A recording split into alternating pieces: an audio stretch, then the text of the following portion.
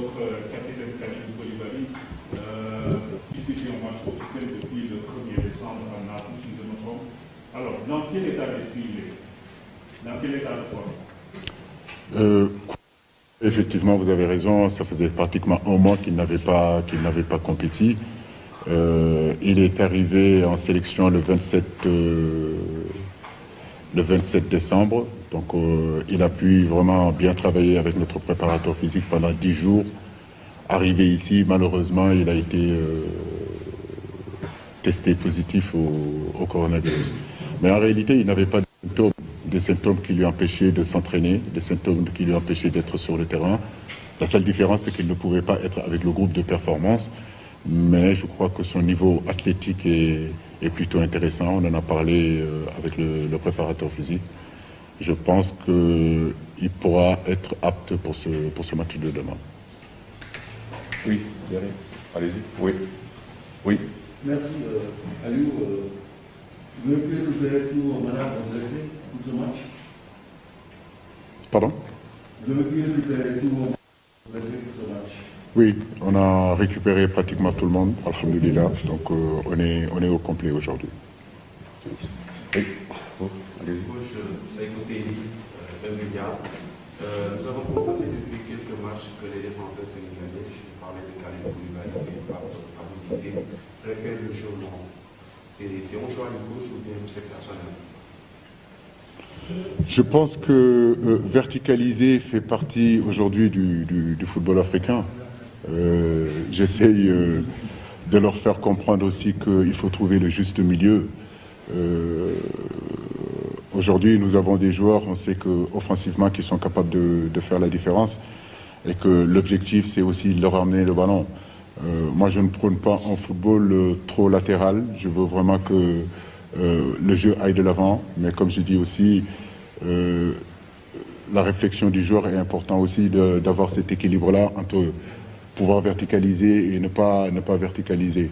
Je crois que ce qui est important, c'est qu'il trouve le juste milieu et pouvoir s'appliquer techniquement. Mais il n'y a pas de consigne de demander à mon équipe ou à mes joueurs de jeter le ballon. Ça, il n'y a pas ce consigne-là. Abdou, il est là, c'est un défenseur. Mais tant qu'on peut construire, préparer et puis verticaliser, ça me va très bien. Oui, derrière, juste derrière. Casimir Ronzi, RSI, la Sport Info, voilà. Aliou, on sait que depuis le départ, c'est un peu souci pour les Lions de la Teranga. S'il fallait donc faire un bilan technique de vos performances jusqu'ici, est-ce que... Je vous entends très mal, excusez-moi. Un peu plus fort, s'il vous plaît. On sait que jusqu'à présent, ça a été très difficile pour vous depuis le départ. Alors, s'il fallait faire un bilan technique en tant que sélectionneur de cette équipe, est-ce que vous pouvez dire que le jeu produit par vous jusqu'à présent rentre véritablement dans les objectifs que vous avez fixés avant la compétition? Bonne question. Si vous me posez cette question-là, je vous dirais que non. Encore, je l'ai dit, ça fait plus de 2 ans ou 3 ans aujourd'hui que nous sommes en train de travailler à avoir une équipe compétitive pour cette CAN-là. On est allé chercher des joueurs là où ça nous manquait pour renforcer l'équipe. Au niveau du jeu, c'est sûr et certain que vous perdez aussi certains joueurs, il est évident de mettre en place un collectif bien huilé. L'équipe du Sénégal a beaucoup changé, je l'ai dit encore par rapport au dernier match contre le Congo, où on a perdu Ismaël Assar, où on a perdu Crépin Diatta. Là, sur nos premiers matchs, vous voyez, Edouard n'est pas là, Koulibaly n'est pas là, Ghana, on l'a perdu. Donc c'est vrai que c'est difficile de trouver à un moment donné une cohérence dans le jeu par rapport à ces joueurs qui avaient l'habitude de faire pratiquement 3-4 matchs ensemble. Donc ça a été un recommencement avec de nouveaux joueurs qu'il faut motiver, qu'il faut encourager, qu'il faut donner aussi cette expérience-là du haut niveau qui n'ont peut-être pas par rapport à d'autres qui avaient l'habitude de jouer. Mais vous avez raison, au niveau du jeu, il n'y a pas à se cacher. On peut s'améliorer, vu la qualité individuelle, la qualité intrinsèque que nous avons par rapport aux joueurs. oui, on peut s'améliorer, mais je n'ai pas d'inquiétude là-dessus. Je sais que on s'améliorera. Il y a un souci sur ça. Par ici. Oui, vas-y. Oui, vas-y. Bonjour, Manuel pour Abdou.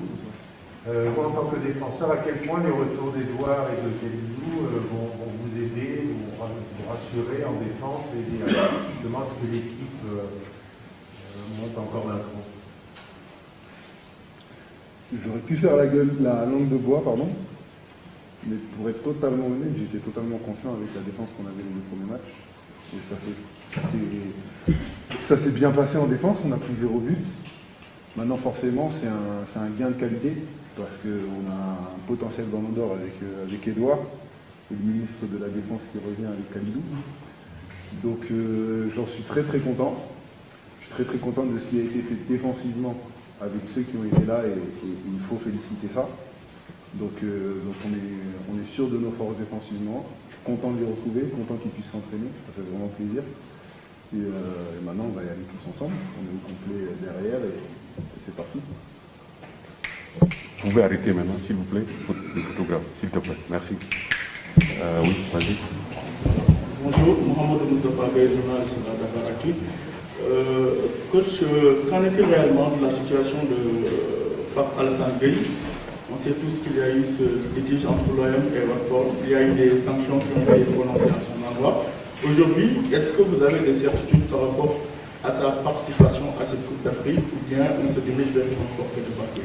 Non, pas de forfait pour l'instant. Normalement, on aura plus d'informations d'ici ce soir, voire demain matin.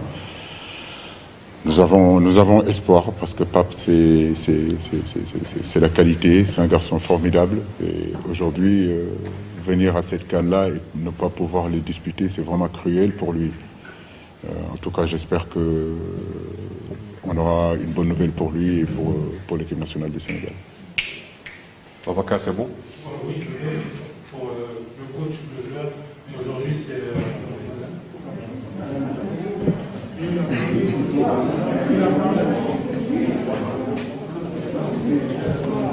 C'est quoi? On se calme, on se calme. On se calme, s'il vous plaît. S'il vous plaît, on se calme. Ok? C'est bon, on peut se calmer un peu. Aujourd'hui, il y aura la remise du prix The Best au niveau de la FIFA. Est-ce que vous allez suivre ça de manière particulière? Et surtout, qu'est-ce que ça pourrait représenter que Edouard Mendy soit élu meilleur gardien? Je réponds. Il pose que des questions à vous, je réponds. Je serais content. Je pense qu'il mérite un trophée cette année. Honnêtement, pour avoir joué la Ligue des Champions et donc avoir suivi tous les matchs, il a été surperformant. Donc je pense vraiment qu'il méritait un rôle.